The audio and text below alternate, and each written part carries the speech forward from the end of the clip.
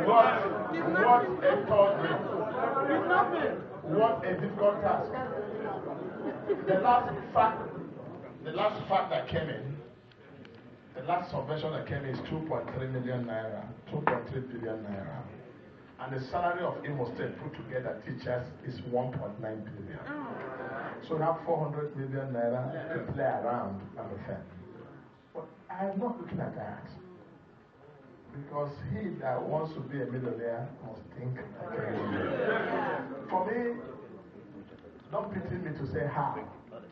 The how is why I have come in to solve. So, people are told that it's not possible to have free education. But I tell them it is possible. The other issue I want to do is the issue of security.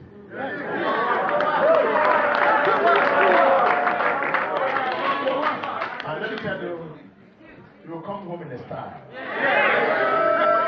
And already it's taking place. And I'll tell you how, but the time is not here to tell you how I intend to handle the security issue. I'm already on top of it. Because one of the problems we have in the state is deceit. And nobody tends to take responsibility. Now there's going to be task and responsibility. I thank God there's a traditional right here, a one-time military senior officer, who has also become a traditional ruler. I've discussed with Ndeze. I don't believe in crime fighting. I believe in crime prevention. If you can prevent it, why not prevent it before it happens? And there's no criminal that come from another to him without having a counterpart criminal. So we'll take care of all that. But let me go back to you now. The challenge is yours. Because responsibility has fallen into a new hand. And if we do not act quickly under the present situation, which this ugly condition finds out to us, we shall be destroying the psyche of generation of Ndimo Yedombo. That's my belief. So we must do something now in our time. Because the last hope of Imo, and indeed Igbo nation, rests with us. If we get it right now, there's an Igbo nation, and Imo. And if we get it wrong, we're finished as a people. And we must never allow it. That's a part of the challenge for you. You must begin to change your attitude from looking at things from a different perspective. And with this, I'm going to do business with you before I leave this night. Because I'm a businessman. And I love business. But somehow I've resigned from business because it looks like God does not want me to do business anymore. That's why when I didn't have money to spend to the election I won, when I was spending billions, he didn't want me to win.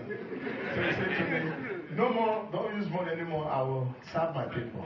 And I'm ready to serve Imo and indeed the Igbo nation. But we must begin to think differently from what we used to think. Let's think positive and believe it is doable. Just like I believe it was doable in spite of the fact that PDP was the biggest government. And I knew all the armed forces were against me, and I stood still, and I made it. We can also make it together. What I want us to do, because of time, I want to build a bridge right from here in London down to Imo State. A bridge, a political bridge, a business bridge, a bridge of economy that will run from here straight, direct flight through this bridge. You can even walk through this bridge and what I want us to do now is, I understand your challenges. One of the things in I want also, some of you are just saying, roads. Have you had the mention roads and water, electricity? Is given. In mathematics, they say it's given. Because it's there. Even a child of 5 years old, if you give him red biro, he can award contracts.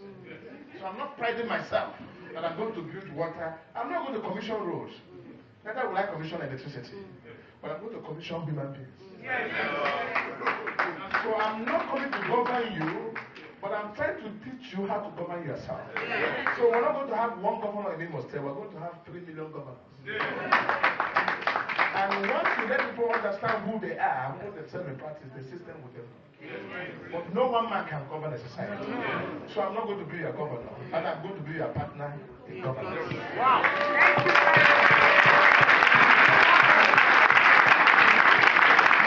I let me share with you what I intend to do. One small business. How many of you love business here? I'm not running money now. Okay. You see, we have not used what we have to get what we want. Here is a distinguished senator. There's Christian senator. I want so many people to make 1,000 Igbo sons and daughters to come to the level of Rochas. And with each one, building the school like I've built, they have over 5,000 children who have no parents. I give feeding, free education up to university. Now, if I have 1,000 of you doing the same thing, it means the whole southeast, there will be no poor person anymore.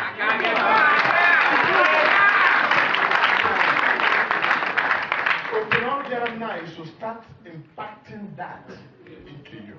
Because the difference between you and myself is information. If you know what I know, you'll be what I am. So I have to impact this. For instance, let me give you one business line now again. One of the most difficult things we do as people in diaspora, and I know, I'm not a suicide to tell them, that one of the most difficult things, only children now, you start thinking. First of all, you stay in London and see your village. It's so good, yeah. Right? And sometimes you postpone that journey 3 times. Yes. You remember the road. You remember your place. Then when there's no electricity, it strikes you the first one. Give muscle. Sometimes you want to be muscle. You want to go home, but something is limiting you. And the worst thing you can do to anybody who lives in London or America is to just move from here straight to the village. It takes 1 week. But if you had moved from here to Abuja and you have a house of your own where there's electricity for 7 days, after 7 days, I walk once, you begin to adjust. Then give flying to you must stay. Everybody walk 3 times a week. Then your mind start preparing before you go to. That's your problem. And sometimes when you send money to your brothers to build for you, how 50%? Because anybody who is abroad, they see him as someone that has a. So if she has someone, why can't you not have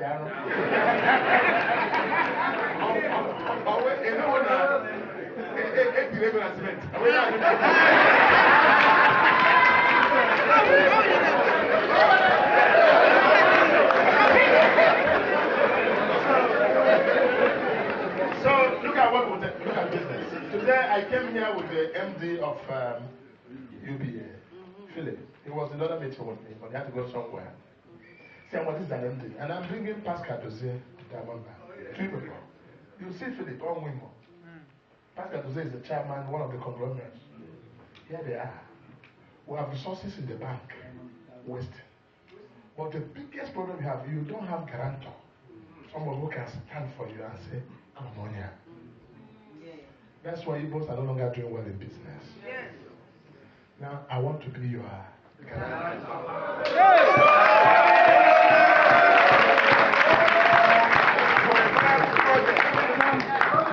Now, let's do some bit of business very fast, 2 minutes. I love business. Now, what I tell you, have you ever imagined, what if I decide to get land for you in Abuja? Because with my connection, I'm not an ordinary governor. Because I'm a governor who have attended presidency. For sure. I know both A and B. So if I say I want to get 1,000 plus of land for Imo sons, I will get it. Yes. As a governor, I will even get 10,000. And I'll give you the papers. Well, assuming I will do it this way, and I said to you, here you do mortgage. 25 years. 30 years. Okay, I will